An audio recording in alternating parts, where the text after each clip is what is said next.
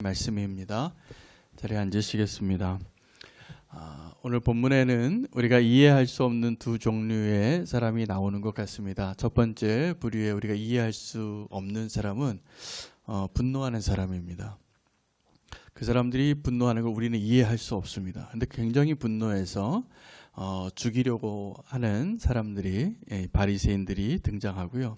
또 한 부류의 우리가 이해할 수 없는 사람이 있는데, 그 사람은 능력을 받는 것을 기뻐하는 제자들의 모습입니다.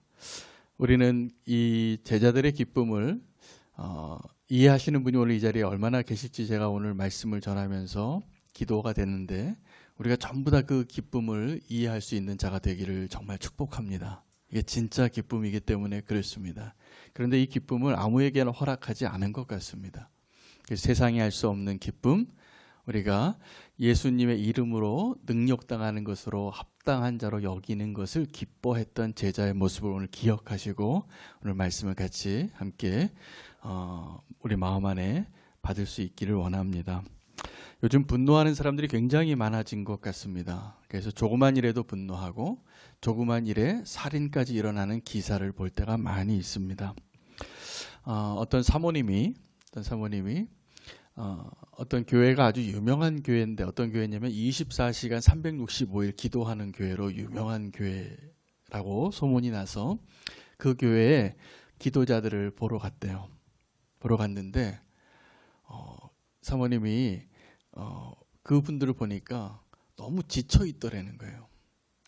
여러분 이해가 되지 않습니까? 24시간 365일 한 30여 명, 40여 명 되는 교회 성도들이 그 기도의 자리를 계속 지키려고 하니 어떤 분들은 그 사명감과 책임감을 가지고 그 자리를 지키느라고 이제 막 지쳐가지고 이렇게 막 기도를 하긴 하는데 막 힘에 겨워서 하는 그런 모습을 보고 하나를 깨달았다는 거예요. 이게 정말 귀한 일이긴 한데 왜 이렇게 됐을까 해요. 이 기도의 자리 그리고 예배의 자리, 우리가 하나님 앞에 나아가는 이런 자리, 하나님이 원하시는 그런 일들을 하면서 우리가 언제부턴가 기쁨이 사라지는 지점을 지나갈 때가 있다라는 겁니다. 그래서 우리가 정말 하나님이 우리와 함께 하시고 오늘 이 예배가 기대가 되어지고 우리가 주님과 동행하는 것이 정말 기뻐지는 그러한 삶을 저와 여러분이 함께 누리기를 저는 간절히 기도하고 있습니다. 그래서 우리 정말 기뻐하는 예배자가 되고 기뻐하는 제자가 되기를 원하는데, 그 기쁨은 오늘 말씀의 주제이기도 하지만 세상이 줄 수 있는 기쁨하고는 좀 다른 기쁨입니다. 우리가 그렇게 될 수 있다면 그것은 정말 주님만이 주실 수 있는, 그리고 오늘 이 말씀을 통해서 우리가 그것을 하나씩 발견해 나갈 수 있으면 좋겠습니다. 바리새인과 제사장들이 제자들의 그 담대한 모습과 복음을 전하는 모습과 그들의 메시지를 들어보니까 결론이 뭐냐면 그들이 담대하게 전했던 그 복음의 내용이 뭐냐면 너희가 죽였던 예수를 하나님이 살리셨고 지금 그 이름으로 우리가 이 기적을 행하고 있다라는 이야기거든요. 그러니까 그 이야기를 들으면 우리는 이해할 수 없는데 그 메시지가 놀라운 복음인데, 예수 그리스도가 살아나셨고 하나님이 그 이름으로 지금 병든 자가 낫고 놀라운 기적이 일어나고 교회 공동체가 아름답게 부흥하고 있는데, 그런 모습을 보면 볼수록 마음이 불편한 사람이 있어요. 누굴까요? 예수님 죽였던 사람이죠. 예수님 죽였던 사람이죠. 그래서 그들은 이 제자들을 사랑할 수 없고 분노할 수밖에 없었다고 기록을 하고 있는 것입니다. 우리가 분노하는 일에 대해서 많은 그리스도인들이 이렇게 생각합니다. 그리스도인이 좀 화를 내는 게 어울리지 않다라고 생각을 해요. 그래서 성숙한 그리스도인일수록, 예수님 닮은 그리스도인일수록 화내지 않고 온유하고 이렇게 평안하고 이렇게 항상 미소 짓고 다니고 우아하게 살아가야 한다고 생각을 하는데, 사실은 분노도 하나님이 우리에게 주신 감정 중에 하나입니다. 그래서 분노할 때 분노할 줄 알아야 되는데 우리가 잘못된 데 분노하는 게 문제인 것이 분명합니다. 예수님이 분노하셨습니다. 언제 분노하셨죠? 성전에 들어가셨을 때 이 만민이 기도하는 집을 강도의 구렬을 만들고 있으니까 어느 정도로 화가 나시면, 여러분 혹시 평생 사시면서 상 엎어 보신 적 있으세요? 전 아직 없습니다. 근데 예수님 상을 엎으셨어요. 상을 엎고 이야 진짜 대단하죠. 그렇게 화나신 예수님은 우리가 상상이 되십니까? 예수님 상 엎으셨습니다. 또 세례 요한이 자기한테 세례 받으러 오는 사람한테 뭐라고 얘기했냐면 그냥 욕도 아니고 이 독사의 자식들아라고 말하는 거예요. 억으로 회개하러 나오는 이 바리새인들한테 그래도 저 같으면 세례는 좀 주고 싶을 것 같은데 세례 요한은 그 사람들에게 화냈습니다. 이 독사의 자식들아 누가 너희로 명하여 지금 이곳에서 누가 너희가 회개하고 하나님의 자녀가 되게 했느냐. 회개에 합당한 열매를 맺으라. 그 분노는 그들을 위한 거였습니다. 정말 그들이 진정한 회개의 모습이 아닌데 지금 세례 받으러 오니까 정말 회개에 합당한 자의 마음으로 오라는 거죠. 우리 모양만 회개하는 사람한테 이 세례 요한은 그렇게 분노했던 것이 분명합니다. 그래서 우리가 이제 이 분노에 대해서 오늘 좀 한번 생각을 해보려고 하는데요. 분노는 언제 우리가 분노하냐면 내 의에 합당하지 않을 때요. 내 눈에 맞지 않을 때요. 내 눈에 차지 않을 때 분노합니다. 화가 나고 거슬릅니다. 여러분 그러지 않으십니까? 내가 뭔가를 좀 더 잘하려고 하면 할수록 사실은 화낼 일이 많고요.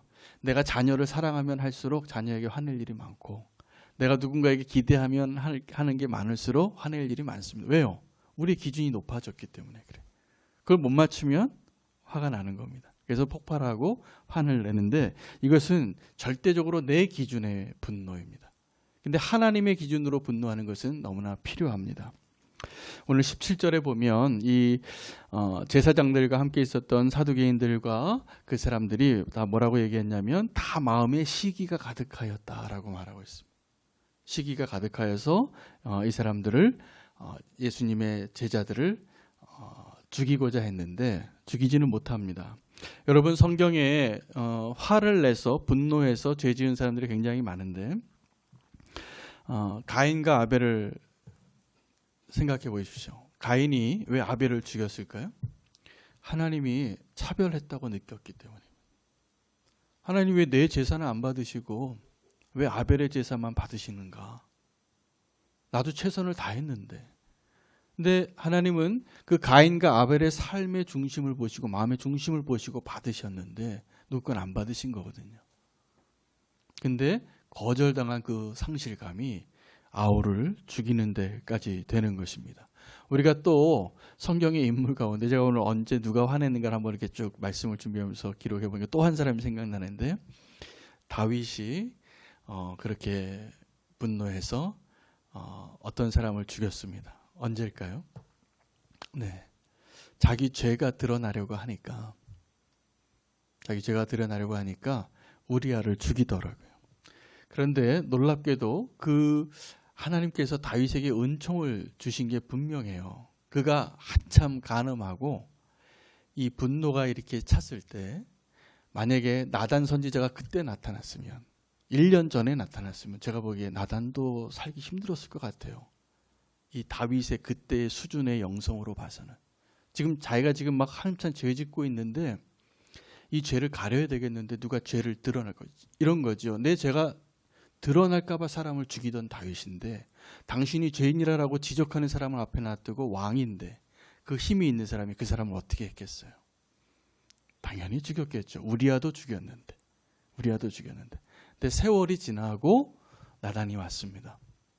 그 아이가 태어나서 그 죄앗의 씨앗이 자라서 잉태 1년 최소한은 지난 거예요. 그 사건 이후에. 그리고 나단이 나타난 거죠.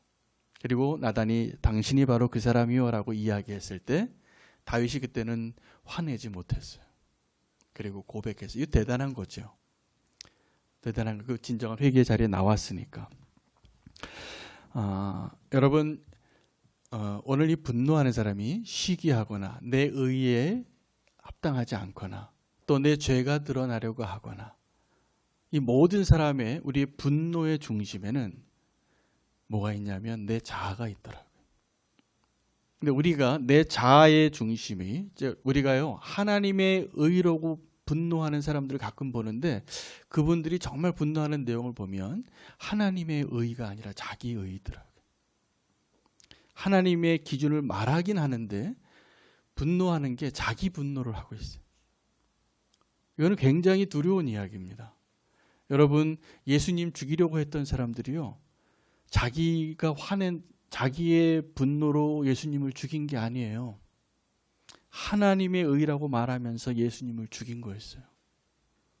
그래서 우리가 분노의 이유를 좀 잘 파악하는 게 우리가 정말 진정한 기쁨을 이해하는데 결론으로 나아갈 수 있을 것 같습니다. 오늘 본문에 이렇게 우리가 이해할 수 없는 분노하는 사람이 있고 또 우리가 이해할 수 없는 기뻐하는 사람이 있는데 그 중간에 누가 등장하냐 하면 가브리엘이라는 사람이 등장합니다.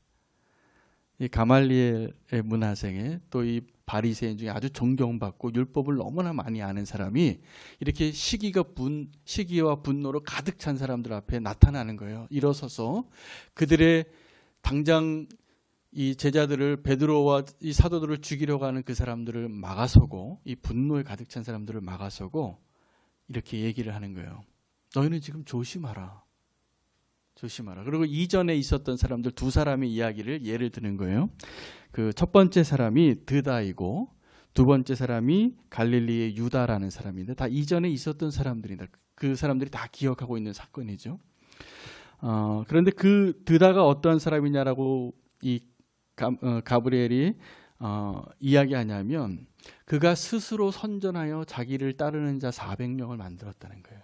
스스로 선전하는 사람이 어떤 사람이냐면 선동가예요.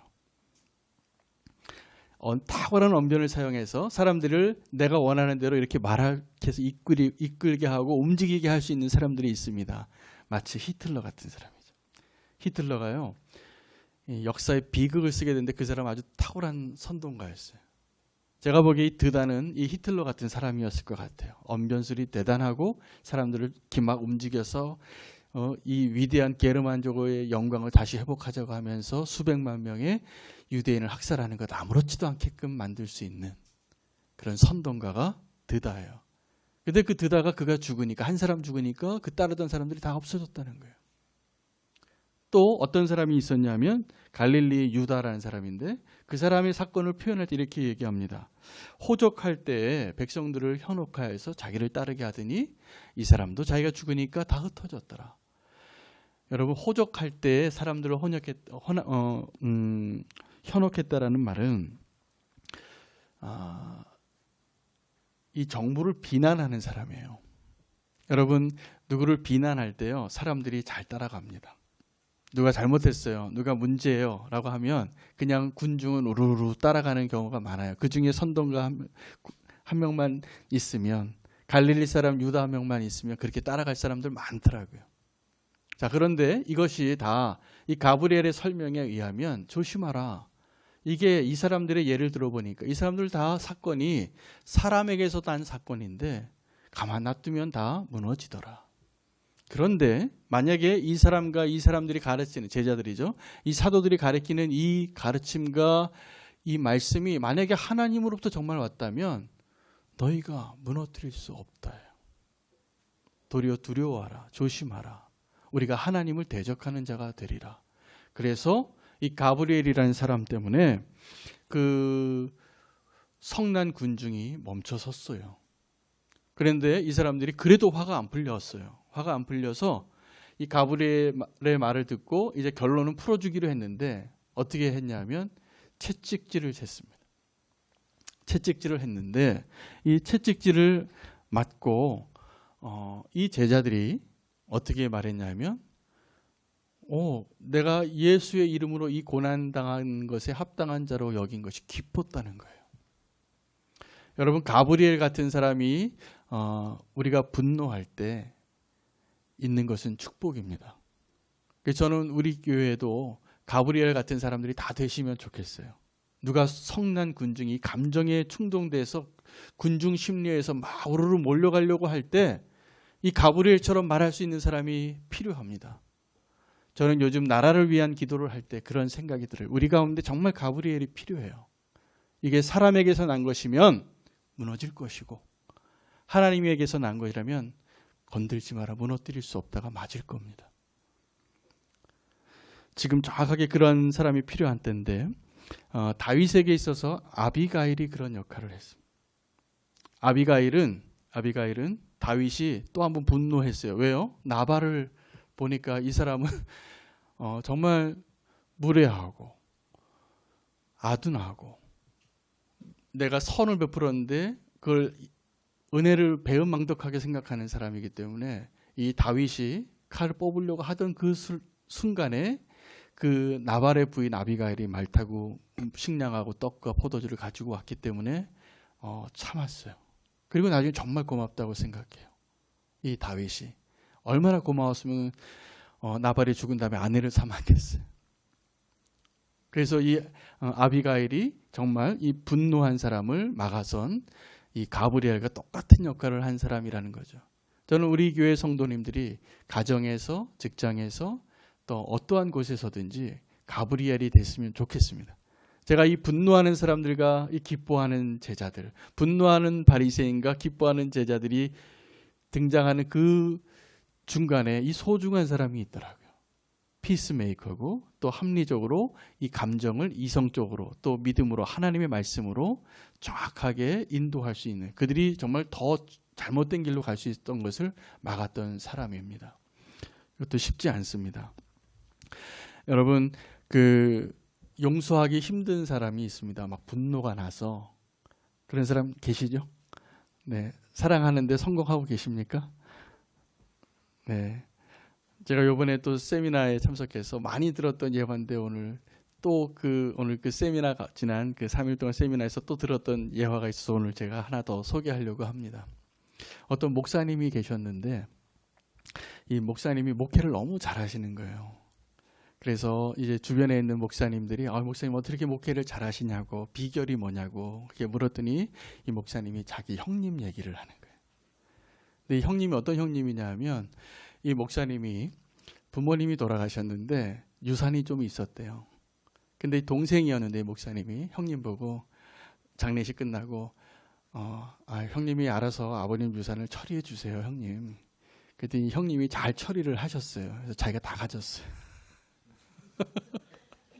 자기가 다 가지고 이제 동생 목사님한테 하나도 안 남겨준 거예요. 근데 속이 상했는데 그래도 내가 이제 목사가 될 사람이고 신학교를 다니고 그래서 다 참았대요. 근데 이 목사님이 이제 결혼식을 하게 됐는데 이제 결혼식을 다 이제 진행을 하고 축복된 결혼식이 됐는데 형님한테 축의금 맞는 그 책상에 앉아서 이렇게 좀 봉투 좀 받아달라고, 형님이니까 형님들이 그 친척이 그렇게 하잖아요. 그런데 이제 예식을 다 마치고 나서 그 식당에서 식당 주인 아주머니가 밥값을 안 냈다고 밥값을 내라고 신랑을 찾아온 거예요. 그래서 이 목사님이 그 우리 형님이 그 봉투 다 정리했는데 안 갖다 주셨냐고. 그래서 형님을 찾았더니 안 보이는 거예요. 형님이 그 결혼식 날 축의금을 가지고 도망을 갔어요. 세상에 이런 형님이 있는데 이 목사님이 이런 형님을 참아낸 거예요. 참아내고 목회를 하는데 이제 웬만한 교인이 이제 이렇게 속을 썩이고 뭐 자기한테 어떻게 어렵게 해도 이 목사님이 어떻게 이렇게 훌륭한 목회를 하셨나 이렇게 비법을 말했는데 다 내 형님보다 낫더래요. 내 형님보다는 안 돼. 그래도 인사도 하시고, 그리고 뭐 이렇게 최소한의 도리도 하고, 그래도 자기 형님보다 더 나쁜 사람을 찾을 수가 없더라는 거예요. 그래서 이분이 목회를 너무 성공적으로 잘하셨다는 이야기를 들었습니다. 여러분, 우리가 근데 언제 화를 내냐 하면요, 누가 내 몫을 건드리면 화가 나요.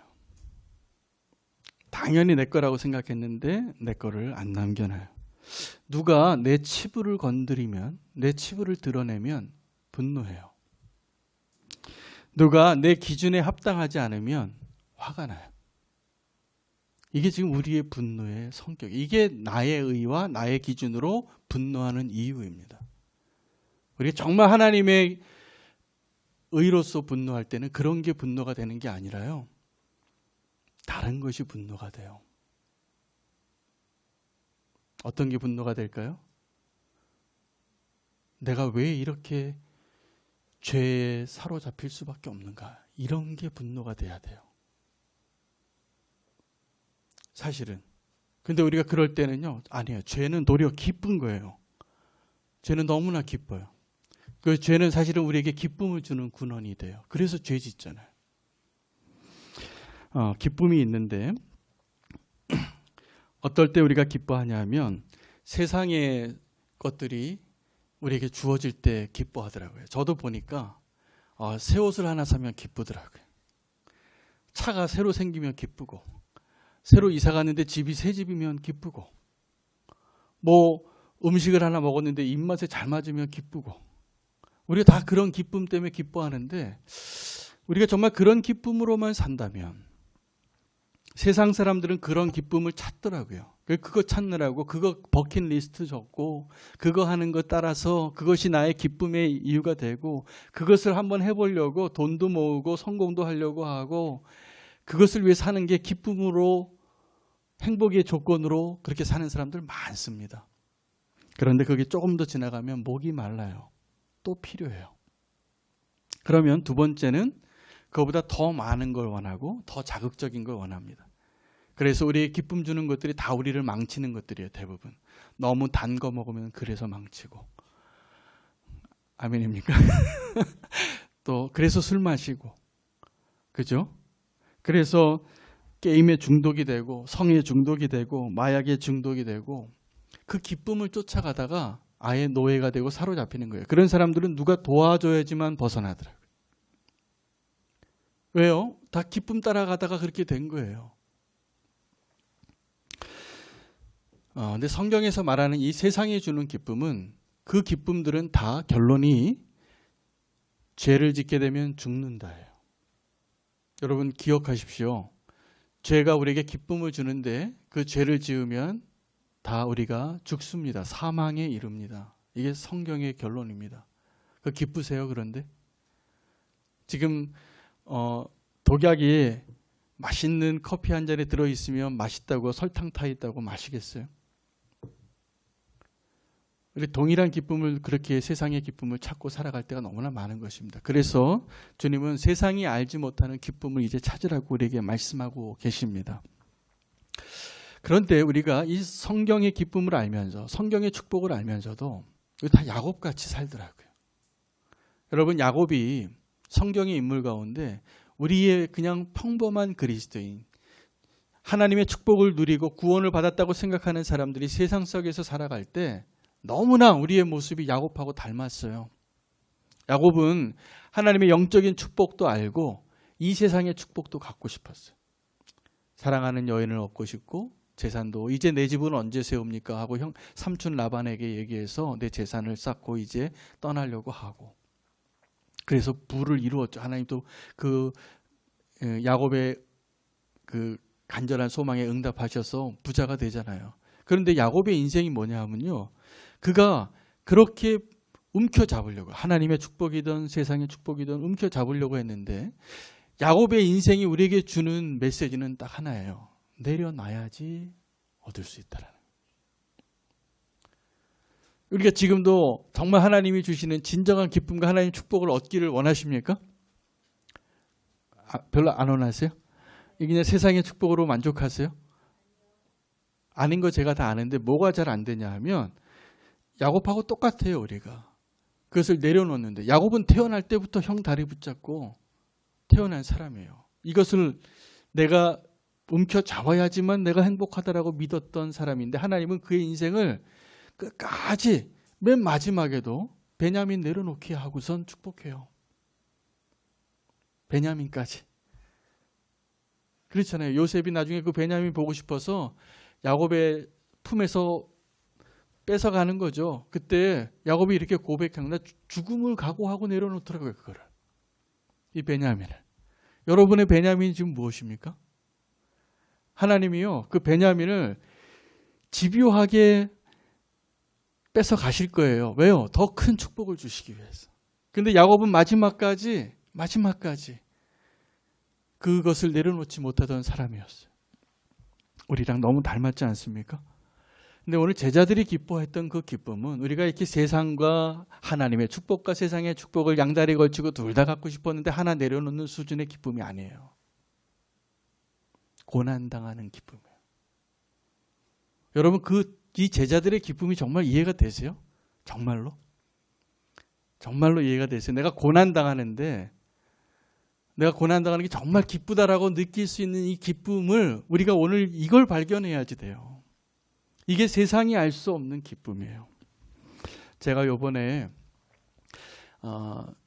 그 여수 세미나에서 예수동행 세미나에서 하나님이 특별한 축복을 많이 주셨어요. 제가 그거 하나를 지금 간증하려고 하는데, 제가 첫째 날 첫 강의로 십자가의 도에 대한 1강을 제가 강의했습니다. 1강을 제가 강의하고 이제 너무 은혜로웠어요. 그래서 이제 뭐 다 이제 정말 제가 막 그 처음 그 세미나 강의 듣는 것처럼 제가 막 여러 번 들었거든요, 그 강의를. 근데 새롭더라고요. 정말 성령님이 함께 하시고 제가 막 너무 은혜를 받았는데, 둘째 날 아침에 제가 먼저 이제 그 스태프들과 함께 준비 기도회도 참석하고 이제 먼저 이렇게 기도하면서 산책하면서 걷고 있는데 한 분이 저를 찾아오세요. 그러더니 제가 누군지 아시겠냐는 거예요. 제가 처음 뵙는 분인데 누구시냐고 그랬더니 자기가 아르메니아에서 사역했던 뭐 선교사라는 거예요. 근데 어저께 강의를 듣고 그 한윤호 목사님이라는 걸 알게 되고 내가 오늘 찾으러 왔다는 거예요. 근데 얘기를 들어보니까 이분을 제가 2013년에 선한목자교회에 선교 담당 목사를 했을 때 협력 선교사로 허입을 했던 분인데, 이분의 이름을 몰라요. 아까 이름을 모르는 것도 뿐만이 아니라 얼굴도 모르고 다 모르는데 기도 편지 하나를 받았는데 너무 귀한 분이더라고요. 이곳에 사역자가 하나도 없는데 그곳에서 유일한 한국 사람으로서 사역을 하고 있는 선교사였어요. 이분은 도와야 되겠다. 결정을 했어요. 선교위원회에서. 후원을 하기 시작했고, 그리고 또 하나 중요한 일을 했는데 그분을 위해서 중보 기도 팀을 만들었어요. 그리고 1년을 기도했어요. 그게 2014년이었는데, 그런데 이분이 그러니까 7년이 지나서 제가 처음 만나는 거예요. 저희 그때 제가 섬기던 교회에 선교사로 허입을 했는데, 이분이 그때 자기도 몰랐는데 이런 결정을 하게 되고 그 일을 뒤에서 그 도왔던 사람이 저라는 걸 왜 알게 됐냐면, 그 이후에 선교사님들이 크리스마스 때마다 선물을 받는데 접근 제한 지역에도 선물을 보내야 되는데 이분을 포함해서 교회 대표자 이름을 유기성 목사님 이름으로 쓰면 누가 될까 봐 제가 선교 담당 목사 이름으로 다 보냈어요. 모든 우편물을. 그래서 이분이 맨날 이렇게 한윤호 목사를 본 거예요. 선물을 받았는데. 근데 그래서 나는 그 본인이 이제 세관에서 통과할 때 내가 모르는 사람이라고 한 번은 거부했대요. 그 선물을. 근데 나중에 계속 오니까 이제 받고 너무나 감사하고 격려가 됐다는 얘기를 하시면서, 근데 목사님 저를 위해서 그때 기도해 주시고 무슨 일이 일어난지 정말 아십니까? 그러는 거예요. 당연히 모르죠. 난 이분 얼굴도 지금 처음 봤는데 어저께. 근데 이분이 얘기를 하시는 게 자기가 아르메니아에서 사역을 했는데 그 하자르족이라는 민족이 있는데 한 50만 명 되는 소수 민족입니다. 소수 민족을 섬기는 선교사님이었는데 잘 모르죠. 그러니까 알지도 못하고. 근데 그 중보기도팀이 이분을 그 하자르족을 기도 편지를 받으면서 1년 동안 계속 기도를 했었던 겁니다. 근데 그 기도하는 가운데 어떤 일이 있었냐면, 이 하자르족 가운데 성노예로 팔려 있었던 한 여인이 시리아 난민 캠프의 앞에 가서 쓰러져요. 탈출해가지고 거의 반 죽어서. 근데 그 쓰러졌던 그 자리가 미국 기자 앞이었어요. 그 난민촌 캠프를 취재하러 왔던 미국 기자 앞에 쓰러지니까 이 사람이 이 여인에 대해서 취재를 하게 됐고, 이 여인의 스토리를 듣게 되고 하자르족이라는 소수 민족에 대해서 알게 된 거예요. 너무 감동을 받았어요, 이 기자가. 그래서 이 기자가 나중에 어떻게 했냐면 미국에 가서 이 여인을 UN 소수민족 난민위원회의 증인으로 세워요. 그래서 이 여인이 그 시리아 캠프에서 미국으로 와서 UN에 가서 간증을 한 거예요. 우리 민족이 이런 민족인데 이렇게 지금 핍박받고 있고 죽이려고 합니다. 좀 도와주세요. 어떤 결정이 났냐면, 이 여인의 간증을 듣고 UN에서 UN 평화군을 보내기로 결정을 해요. 그래서 이 민족이 보호받게 됐어요. 근데 이 선교사님이 이 하자르족이라는 족을 섬기면서 이야기를 하시는 거예요. 자기가 이 모든 과정을 봤는데 자기가 이 교회에 선교사로 허입이 되고 그 이름 얼굴도 모르고 이름도 모르는 사람을 위해서 한 1년 동안 기도했던 그분들이 기도하는 기간에 일어난 일이라는 거예요. 그러면서 목사님 이거 아세요? 정말 그 기도가 응답됐어요. 제가 이 이야기를 듣는데 여기까지 듣고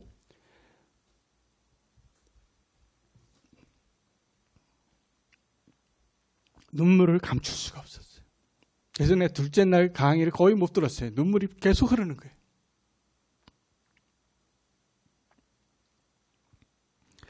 왜 눈물이 났냐면 너무 기뻐서예요. 근데 주변에 다른 목사님들이나 뭐 다른 스태프들은 모르죠. 근데 저만 느낄 수 있는 기쁨이에요. 저하고 그 선교사님만 아는 기쁨. 그것을 결정하고 그 가운데 그렇게 기도했던 게 헛되지 않았구나. 제가 생각해 보니까 천국에 가면 이런 일들이 너무 많겠더라고요. 여러분 세상이 알 수 없는 기쁨이 어떤 거냐 하면요. 기도의 자리에서 그 기도가 응답되는 것을 경험해 보는 사람만 누리는 기쁨이 있어요. 근데 기도가 그냥 의무가 되고 그냥 기도가 기쁘지 않은 사람들이 그 기쁨을 누리겠어요? 모르죠. 그런데 우리는 하나님의 뜻에 합당한 기도를 하고 그 기도가 응답되어지는 것을 알게 될 때 정말 이렇게 눈물 흘리는 세상이 알 수 없는 기쁨을 누리게 될 날이 천국에 가면 너무나 많을 것 같은 거예요.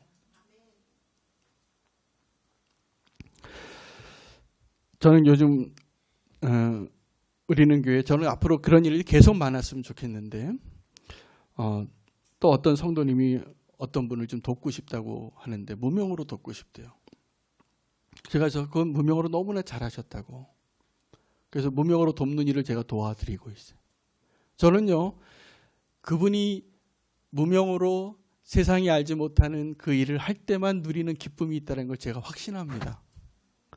그래서 세상이 모르는 기쁨이에요. 세상이 그걸 어떻게 알겠어요? 세상은 내가 조금 도와주고도 이만큼 도와준 것처럼 광고하는 시대인데 우리가 이만큼 도와주고도 말 안 하지 않는 그 기쁨이 얼마나 큰데 그것을 해보지 않은 사람은 모르는 거예요.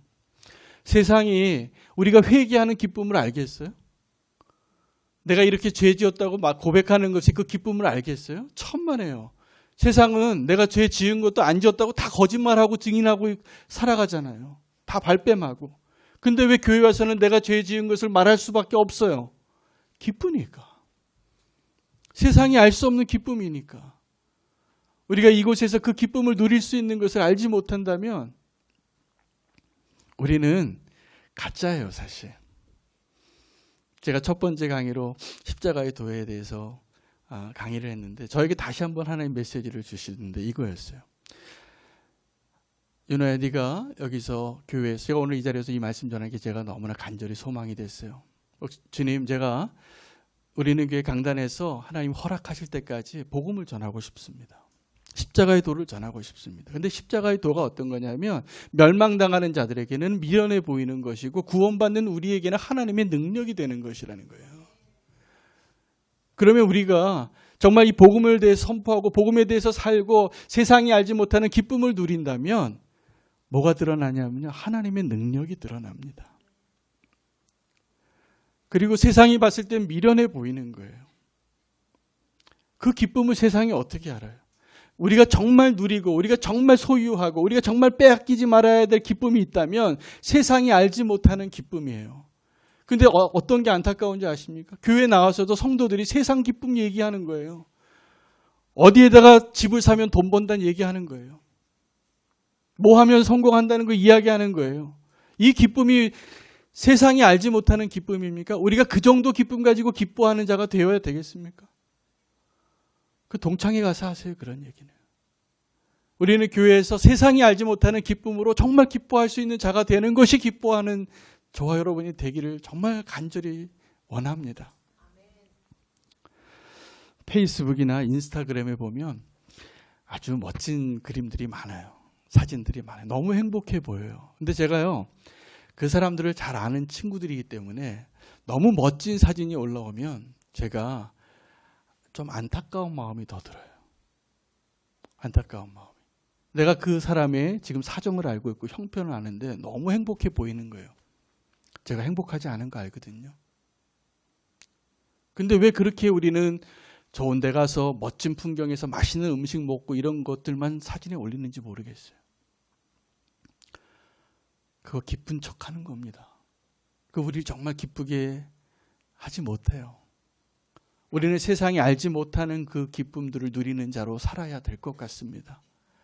그래서 예수님께서 금식하는 것, 기도하는 것, 그리고 구제하는 것 아무도 모르게 하라는 거예요. 왜냐하면 하나님은 아무도 모르는 가운데 보시기 때문에. 기도에 대한 이제 세미나 강의 가운데 어떤 분의 시가 한 편이 제 마음에 닿았어요. 기도실에 들어갈 때보다 기도실의 문을 여는 것보다 기도실의 문을 닫는 게 더 어렵더라라는 시이에요. 여러분, 기도실에 들어가는 거는 어떤 겁니까? 골방에 들어가는 그 기도의 자리에 쉽지 않죠. 그렇죠? 기도의 자리에 들어가는 것. 근데 우리의 마음 가운데는 어떤 게 있냐면 기도의 골방에 문을 좀 열어놓고 싶은 거예요. 왜요? 다른 사람이 나 기도하는 사람이라는 걸 좀 알아주길 원하는 거예요. 그 기쁨을요, 다 가짜 기쁨에 속는 거예요. 진짜 기쁨은 진짜 골방에서 주님과 나만 하는 기도가 응답될 때 기쁜 겁니다. 근데 우리는 어떤 기쁨으로 만족하고 싶으냐면 누가 나를 좀 기도하는 사람으로, 누가 나를 정말 말씀을 묵상하는 사람으로, 내가 정말 하나님을 잘 믿는 사람으로 알아주길 원하는 거예요. 여러분, 저는 이게 정말 그 기쁨을 빼앗기는 거예요. 속는 거고, 그것은 진정한 기쁨을 행위를 하고도 빼앗기는 것이기 때문에 그런 일이 너무나 안타까워요. 우리 안에 그런 욕망이 너무 많아요. 가짜 기쁨들. 세상이 아는 기쁨은 진짜가 아니에요. 하나님과 나만 아는 진짜 기쁨들. 그래서 영적으로 정말 소중한 행위들이 있죠. 금식과 기도와 구제. 이게 진정한 예배의 모습이거든요. 근데 이 예배는 하나님과 나만 알면 충분한 거예요. 아멘이시죠? 그 기쁨은 세상이 알지 못해요. 어떻게 알겠어요? 그런데 오늘 이 제자들이 우리가 알 수 없는 기쁨에 빠진 게 분명해요. 채찍을 맞았는데 기쁜 거예요. 채찍을 맞았는데 어떻게 기쁩니까? 아프지요. 채찍 맞아보셨어요? 어렸을 때 회초리 맞은 정도는 우리가 기억이 나도 패션 오브 크라이스트에서 보았던 그 장면, 이 제자들이 비슷한 고문을 받았을 거거든요. 채찍을 맞았는데 기쁜 거예요. 저는 우리가 다른 사람이 알 수 없는 고난을 당하고 다른 사람이 경험하지 못하는 아픔과 좌절과 고난과 질병과 환난과 연단을 받을 때 이 기쁨을 경험할 수 있기를 예수님의 이름으로 축복합니다. 그 고통은, 욥과 같은 그 고통은, 예수님의 이름으로 당하는 그 고통은 세상이 알 수도 없고 뺏어갈 수도 없는 거예요. 저는 요즘 로마서 8장을 묵상하면서 너무 감격을 하고 지내고 있어요. 매번 기도할 때마다 로마서 8장을 보고 기도하는데 정말 주님이 주시는 은혜가 많습니다. 누가 우리를 그리스도의 사랑에서 끊으리요? 환난이나 곤고나 박해나 기근이나 적신이나 위험이나 칼이랴 기록된 바 우리가 종일토록 죽임을 당하고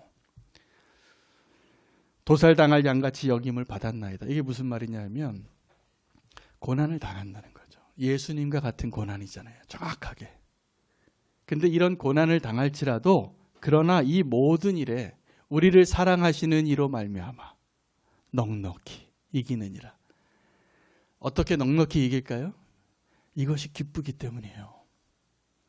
이 고난이 핍박과 고난과 기근과 환난과 적신이나 위험이나 칼이랴 매일 우리가 주를 위하여 고난을 당하고 죽임을 당하고 도살당하는 양과 같이 되어지는 그것이 기쁜 거예요. 여러분, 우리의 기쁨이 새로운 차 하나 사서 기쁘고, 좋은 집으로 이사 가서 기쁘고, 좋은 옷 사서 기쁘고, 누가 나 사랑한다고 하니까 기쁘고, 누가 나에게 박수 쳐주니까 기쁘는 수준, 그 기쁨에서 머물러 있기 때문에 우리는 진짜 기쁨을 모르는 거더라고요.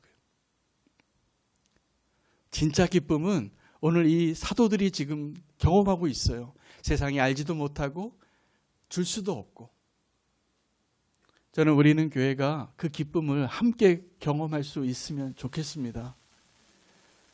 십자가가 주는 기쁨입니다. 나머지 다 가짜예요.